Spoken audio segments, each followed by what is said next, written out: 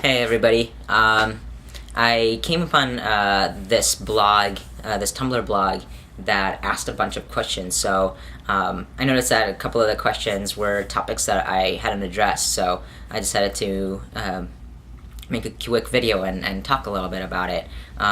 So the Tumblr is from artoftransliness.tumblr.com. I'll put a link in the description later.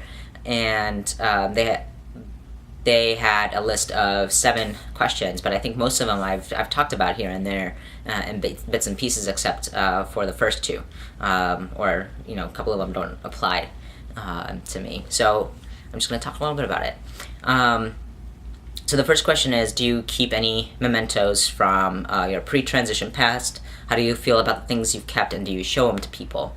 And if so, how do you explain it to them? I actually have kept a bunch of stuff from my past.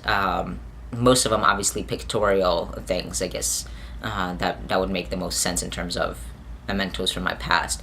A number of them are yearbooks. So I have my yearbook from college and my yearbook from secondary school, from the year that I graduated. And a whole bunch of photos in my albums. Back in the day when people actually had photos, like the physical ones. So I have a whole bunch of those. I don't necessarily show them a whole lot to people, but sometimes if folks that I have hung out with a little bit have gotten to know, and we're sitting around talking about high school or anything that's relevant, and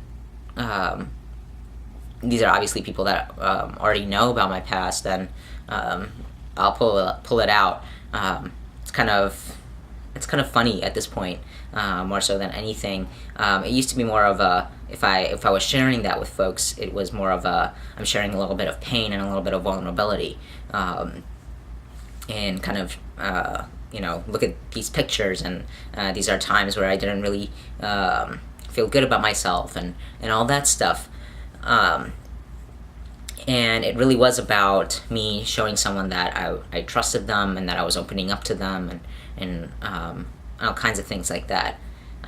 Nowadays, it's less about that. It's more about getting a laugh a little bit, because I look silly. I mean, I was a teenager in the 80s and early 90s, so I look odd, and it's a fun thing too at the same time, just kind of looking through pictures, using them for what they're supposed to be, right? Like evoking memories that they're representative of. And other times I don't feel much of anything about them. I think it's really been symbolic of my being able to merge my past with my present a little bit better, and recognizing how much of my past is a part of my present, and how much it will continue to be part of my future. So I think in some ways it has become like, I guess, how an average person views pictures from their childhood to be pictures of their childhood. And because I'm really, really open about being trans and identifying as a trans guy, most people know that my past and my childhood have a more kind of female tint to them than anything. So it's, yeah, I guess it's kind of evolved, and this was kind of a cool question to think about. I hadn't really noticed this change until I saw the question and started to think about it, so it's a pretty cool question to think about. The other question is, do you plan on having children someday, or do you already have children? If so, will you tell them about you or your partner's trans status? If yes, then how, and when would you do it, blah, blah, blah. So I've thought about kids for a while. I've been engaged in the past, and the topic of children has come up with my former partners, and So it's been on my mind. I think the topic of children for me is something that I will revisit with future partners. So it's nothing that I have a definite decision on. As in, I'm never going to have children, or I'm definitely going to have children, and this is how many, and blah, blah, blah. But rather, let me be in a healthy, loving relationship, whichever one I'm meant to be in, and whatever form it's supposed to take. And if in that relationship there is room and conversation for and desire to have children, the means to do so, etc., then I'll have children or a child, whatever. That'll be a conversation between me and my partner, or if the circumstances are that it's multiple partners, and whatever. I guess, like, as you can see, no definite decisions there. But assuming down the line there are kids in my life,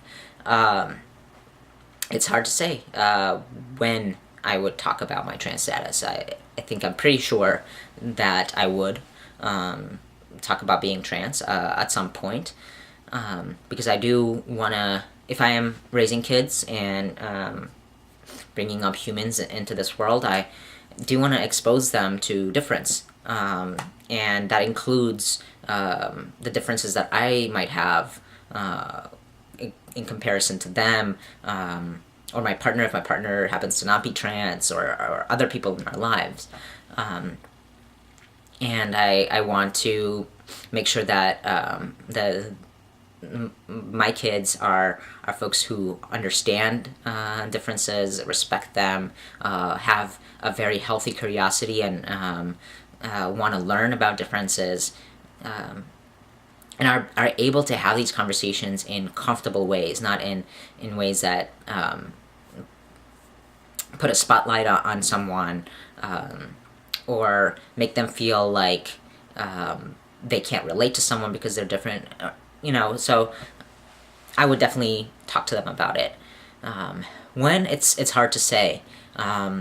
One of the reasons why it's hard to say, because I also don't know in what form, what way a child would come into my life. So whether, I think I'm pretty set that I'm probably not going to be someone that carries a child. It's just not something I've ever wanted, even when I did identify as female. It was nothing that I saw myself doing. So if my partner was someone that could and wanted to, then that would be one way to bring a child into the life. Otherwise, bring a child into the world. Otherwise, it might be through adoption or something along those lines. Or I guess if I ended up being partners with someone who already had kids. So the reason that the one question is tough is because I don't know at what age the kid is entering my life. So if we're talking about newborns, bringing someone into the world, then I guess with anything, it's just time will tell in terms of when it'll be important to start sharing these things about myself. It's possible that might mean as soon as the kid is ready for school and in interacting with other people, that these might be things that come up, maybe in the classroom, or other kids around them might be trans or gender variant, and so I want them to know that they can ask me those questions, or whatever the case might be. But it also might be that other people, knowing that about me, they might bring it up in front of them or tell their kids, and their kids are friends with my kids, whatever. So as soon as there's some form of interaction. If that's a point of adoption, or my partner already has kids, then I think that they're old enough. It needs to be sooner rather than later. If these kids are going to be part of my family, I want them to know what's in store, because how other people might feel about my trans identity might impact them, and I want them to be ready for that.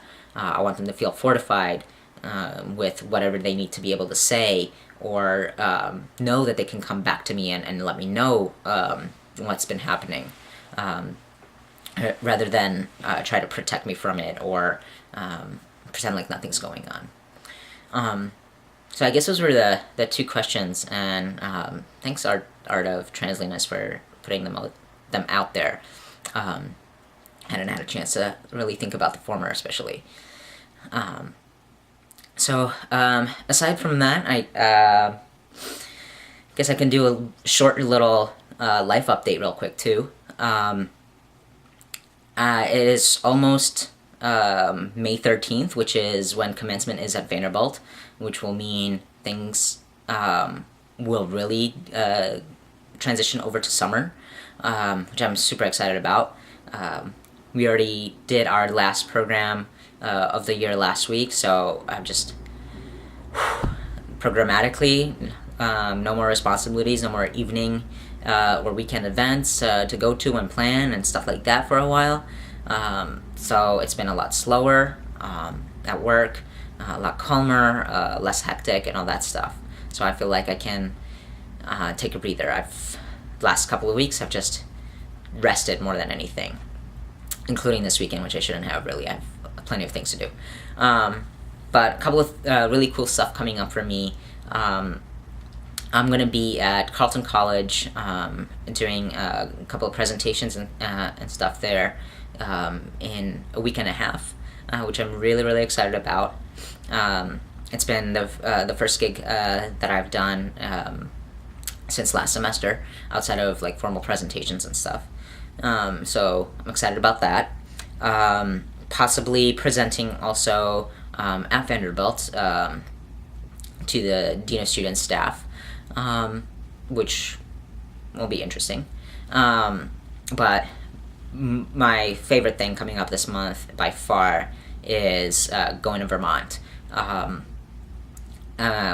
gonna go back to see the last of the grad students that I really knew and got to know graduate, and see a bunch of my friends again, who I've missed dearly.